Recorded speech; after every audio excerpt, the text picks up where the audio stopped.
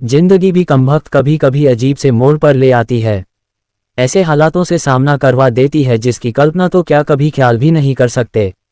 आप लोगों से निवेदन है कि कहानी का अंत तक आप हमारे साथ बने रहिए। अगर यह वीडियो पसंद आती है तो लाइक शेयर कमेंट जरूर करें। तो चलिए दोस्तों, कहानी को शुरू करते हैं। ट्रेन चलने को ही थी कि अचानक कोई जाना पहचाना सा चेहरा जर्नल बोगी में आ गया। मैं अकेली सफर पर थी, सब अजनबी चेहरे थे। स्लीपर का टिकट नहीं मिला तो जर्नल डिब्बे में ही बैठना पड़ा। मगर यहाँ ऐसे हालात में उस शख्स से मिलना जिंदगी के लिए एक संजीवनी के समान था। वो आया और मेरे पास ही खाली जगह पर बैठ गया। ना मेरी तरफ देखा, ना पहचानने की कोशिश की। कुछ इंच की दूरी बनाकर चुपचाप पास आकर बैठ गया। बाहर सावन की रिमझिम लगी थी, इस कारण वो कुछ भीग गया था। मैंने कनखियों से नजर बचाकर उसे देखा। उम्र के इस मोड़ पर भी कमबख्त वैसा का वैसा ही था। हाँ, कुछ भारी हो गया था, मगर इतना ज्यादा भी नहीं। फिर उसने जेब से चश्मा निकाला और मोबाइल में लग गया। चश्मा देखकर मुझे कुछ आश्चर्य हुआ। उम्र का यही एक निशान उस पर नजर आया था कि आंखों पर चश्मा चढ़ गया था। चेहरे पर और सर पे मैंने सफ़ेद बाल खोजने की कोशिश की मगर मुझे नहीं दिखे। मैंने जल्दी से सर पर साड़ी का पल्लू डाल लिया। बालों को डाई किए काफ़ी दिन हो गए थे मुझे।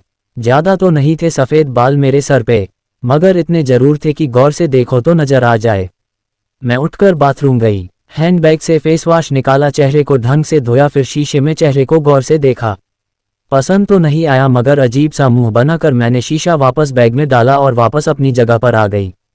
मगर वो साहब तो खिड़की की तरफ से मेरा बैग सरकाकर खुद खिड़की के पास बैठ गए थे। मुझे पूरी तरह देखा भी नहीं, बस बिना देखे ही कहा सॉरी। भाग कर चढ़ा तो पसीना आ गया था। थोड़ा सूख जाए फिर अपनी जगह बैठ जाऊंगा। फिर वह अपने मोबाइल में लग गया। मेरी इच्छा जानने की कोशिश भी नहीं की। उसकी यही बात हमेशा मुझे बुरी लगती थी। फिर भी ना जाने उसमें ऐसा क्या था कि आज तक मैंने उसे नहीं भुलाया। एक वो था कि 10 सालों में ही भूल गया।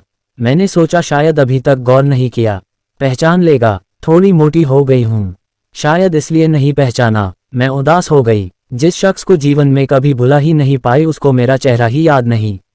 माना कि ये औरतों और लड़कियों को ताड़ने की इसकी आदत नहीं, मगर पहचाने भी नहीं। शादीशुदा है, मैं भी शादीशुदा हूँ। जानती थी इसके साथ रहना मुश्किल है, मगर इसका मतलब ये तो नहीं कि अपने ख्यालों को, अपने सपनों को जीना छोड़ दूँ। एक तमन्ना थी कि कुछ पल खुल के उसके साथ गुजारूं। माहौल दोस्ताना ही हो मगर हो तो सही। आज वही शख्स पास बैठा था जिसे स्कूल टाइम से मैंने दिल में बसा रखा था। सोशल मीडिया पर उसके सारे अकाउंट चोरी छुपे देखा करती थी। उसकी हर कविता, हर शायरी में खुद को खोजा करती थी। वह तो आज पहचान ही नहीं रहा। माना कि हम लोगों में कभी प्यार की पींगे नहीं चली, ना कभी इजहार हुआ। हाँ, वो हमेशा मेरी केयर करता था और मैं उसकी केयर करती थी। कॉलेज छूटा तो मेरी शादी हो गई और वो फौज में चला गया।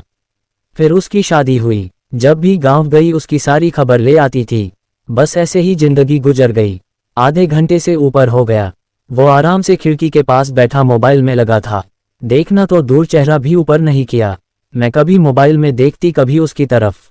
सोशल मीडिया पर उसके अकाउंट खोलकर देखे, तस्वीर मिलाए, वही था, पक्का वही, कोई शक नहीं था। वैसे भी हम महिलाएं पहचानने में कभी भी धोखा नहीं खा सकती। 20 साल बाद भी सिर्फ आंखों से पहचान ले। फिर और कुछ वक्त गुजरा, माहौल वैसा का वैसा था। मैं बस पहलू बदलती रही। फिर अचानक टीटी आ गया। सबसे टिकट पूछ रहा था। मैंने अपना टिकट दिखा दिया। उससे पूछा तो उसने कहा नहीं है। टीटी बोला फाइन लगेगा। वह बोला लगा दो। टीटी, कहाँ का टिकट बनाऊं? उसने जल्दी से जवाब नहीं दिया। मेरी तरफ देखने लगा। मैं कुछ समझी नहीं। उसने मेरे हाथ में थमी टिकट को गौर से देखा, फिर टीटी से बोला कानपुर। टीटी ने कानपुर की टिकट बनाकर दी और पैसे लेकर चला गया। वह फिर से मोबाइल में तल्लीन हो गया। आखिर मुझसे रहा नहीं गया। मैंने पूछ ही लिया कानपुर में कहाँ रहते हो? वह मोबाइल में नजरें गड़ाए हुए ही बोला कहीं नहीं। वह चुप हो गया तो मैं फिर बोली किसी काम से जा रहे हो? वह बोला हाँ। अब मैं चुप हो गई। वह अजनबी की तरह बात कर रहा था और अजनबी से कैसे पूछ लूं किस काम से जा रहे हो। कुछ देर चुप रहने के बाद फिर मैंने पूछ ही लिया वहाँ शायद आप नौकरी करते हो? उसने कहा नहीं। मैंने फिर हिम्मत करके पूछा तो किसी से मिलने जा रहे हो? वही संक्षिप्त उत्तर नहीं। आखिरी जवाब सुनकर मेरी हिम्मत नहीं हुई कि और भी कुछ पूछूं। अजीब आदमी था, बिना काम सफर कर रहा था। मैं मुंह फेर कर अपने मोबाइल में लग गई। कुछ देर बाद खुद ही बोला ये भी पूछ लो क्यों जा रहा हूं कानपुर। मेरे मुंह से जल्दी में निकला, बताओ क्यों जा रहे हो। फिर अपने ही उतावलेपन पर मुझे शर्म सी आ गई। उसने थोड़ा सा मुस्कराते हुए कहा, एक पुरानी दोस्त मिल गई जो आज अकेले सफर पर जा रही थी। फौजी आदमी हूँ, सुरक्षा करना मेरा कर्तव्य है, अकेले कैसे जाने देता, इसलिए उसे कानपुर तक छोड़ने जा रहा हूँ। इतना सुनकर मेरा दिल जोर से धड़का। नॉर्मल नहीं रह सकी मैं, मगर मन के भावों को दबाने का असफल प्रयत्न करते हुए मैंने हिम्मत करके फिर पूछा, कहाँ है वो दोस्त। कमबख्त फिर मुस्कराता हुआ बोला, यही मेरे पास बैठी है ना। इतना सुनकर मेरे सब कुछ समझ में आ गया कि क्यों उसने टिकट नहीं लिया, क्योंकि उसे तो पता ही नहीं था मैं कहाँ जा रही हूँ। सिर्फ और सिर्फ मेरे लिए वह दिल्ली से कानपुर का सफ़र कर रहा था। जानकर इतनी खुशी मिली कि आंखों में आंसू आ गए। दिल के भीतर एक गोला सा बना और फट गया। परिणाम में आंखें तो भीगनी ही थी। बोला, रो क्यों रही हो। मैं बस इतना ही कह पाई, तो मर्द हो नहीं समझ सकते।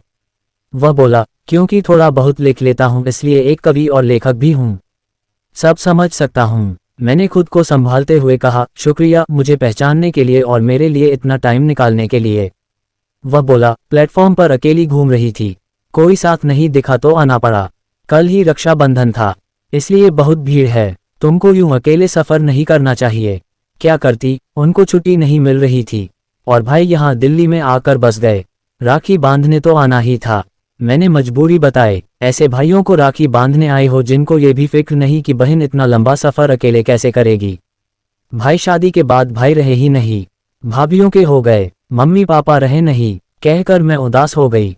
वह फिर बोला, तो पति को तो समझना चाहिए, उनकी बहुत बिजी लाइफ है, मैं ज़्यादा डिस्टर्ब नहीं करती और आजकल इतना खतरा नहीं रहा, कर लेती हूँ मैं अकेले सफ़र। तुम अपनी सुनाओ कैसे हो। अच्छा हूँ, कट रही है जिंदगी। मेरी याद आती थी क्या, मैंने हिम्मत करके पूछा। वो चुप हो गया, कुछ नहीं बोला तो मैं फिर बोली, सॉरी, यूं ही पूछ लिया। अब तो परिपक्व हो गए हैं, कर सकते हैं ऐसी बात। उसने शर्ट की बाजू की बटन खोलकर हाथ में पहना वो तांबे का कड़ा दिखाया जो मैंने ही फ्रेंडशिप डे पर उसे दिया था। बोला, याद तो नहीं आती पर कमबख्त ये तेरी याद दिला देता था। कड़ा देखकर दिल को बहुत सुकून मिला। मैं बोली, कभी संपर्क क्यों नहीं किया। वह बोला, डिस्टर्ब नहीं करना चाहता था, तुम्हारी अपनी जिंदगी है और मेरी अपनी जिंदगी है।